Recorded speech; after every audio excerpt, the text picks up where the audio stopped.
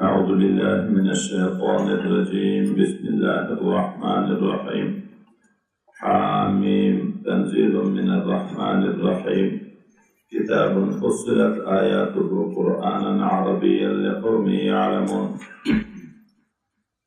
دا سورة حاميم سجدة مكي سورة تسلوك اندوس آيات دشبك ركودا. تنزيل من الرحمن الرحيم. دا قرآن را لگل شوئده لهغه الله نه چې هغه ډېر مهربانه او رحم والا ده.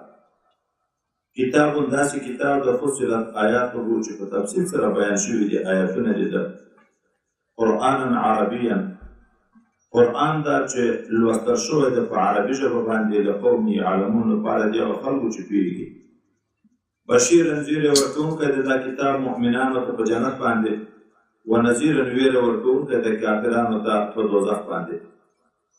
فأعرض أكثرهم پس مخو ګرځوه زیاترو د دغه کافرانو فهم لا یسمعون نه اوري حق په اورېولو د قبولي سره چې قرآن واوري او قبول یې کړي ایمان په راوړي.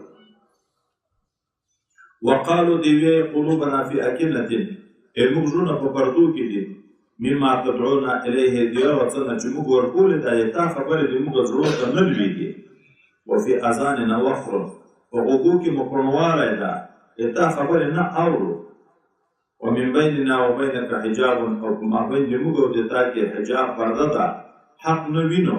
فاعمل اننا عاملون کته په خپل دین او موږ عمل کوونکي په خپل دین. قلت ورته ای حبیبه دما انما انا بشر مثلکم بشک خبره دا ده زه یو انسان یم د تاسو په شکل باندې و یوحى الیه وحی کېږي ماته د دې خبرې د الله تعالی د طرف نه چې انما الهکم اله واحد چې معبود د تاسو یو معبود ده. فاستقیموا له تاسو مستقیم ورځئ په توحید سره دغه الله ته واستغفروه او مغفرت ورته وغواړئ. استقامت په شریعت باندې ځان برابرول د اهدنا الصراط المستقیم چې روزانه موږ په لمانځه کې دعا کوو. کامل استقامت هلته ده چې عقاید و اخلاق و اعمال ټولو کې میانره اوسېږي. افراط و تفریط نه وي، تعطیل و تشبیه نه وي. دا د پر صراط باندې حیثیت لري. استقامت تر کرامت ډېر بهتر ده ځکه استقامت مطلوب من الله ده. الله وی تاسو مستقیم اوسئ. کرامت مطلوب من الله نه ده. الله خپل ورکړه ده چې په شریعت کې مستقیم شي کرامت ورکړي او بیغه کې حد نفس ته چې یو سړي لویوالی کې کار کېږي. بنیادي شی استقامت ده.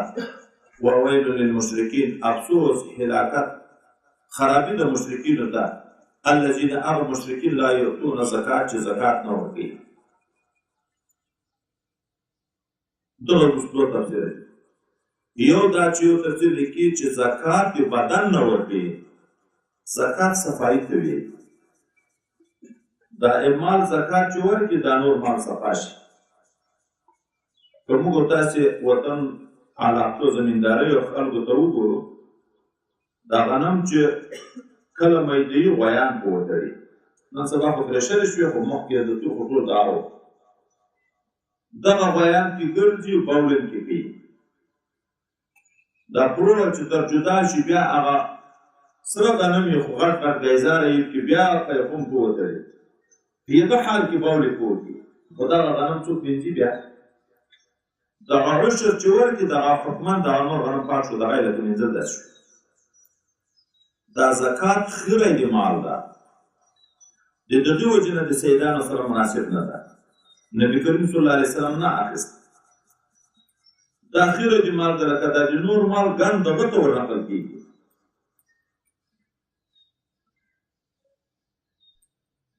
اوس په زکات نور مال صفا کېږي.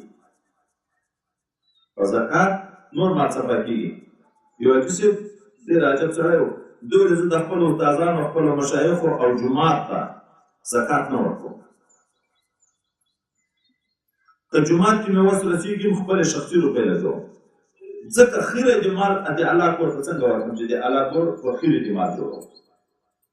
موږ خو چې اکثره خلک دې دي چې یو فرش ورته اخلي وي او د زکات ورکوي په یو مسکین ورته قبض کړي هغه حلا ورته جوړه کړي په هغه باندې دوی ویل چې دا څنګه غیرت د سړي ومني چې د مال خیره ته د الله کور ته جوړوي یا خپل استادانو مشایخو ته هغه د مال خپل خیره یې ورته ورکوي.